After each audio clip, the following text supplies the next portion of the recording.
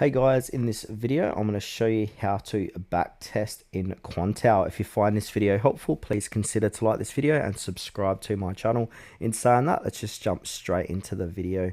Okay, so the first thing you need to do is launch the Quantower trading platform and then log into your workspace. Now from here we want to go ahead and click on the logo, and now where it says search, type in backtest.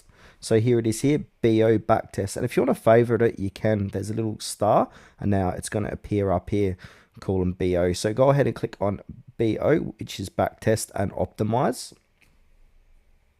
Then from here, we can go ahead and click on select strategy. So it states here, upload your strategies into the settings, scripts, strategies subfolder of your applications folder.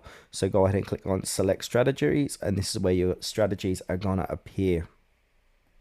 Now for this demonstration, I'm going to use the simple moving average cross strategy. So I want to double click it.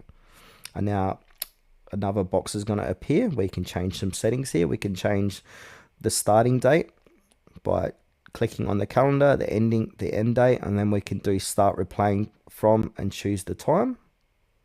We've also got optimizations in here. So if you click on optimizations, we can optimize in here and click on start optimizing.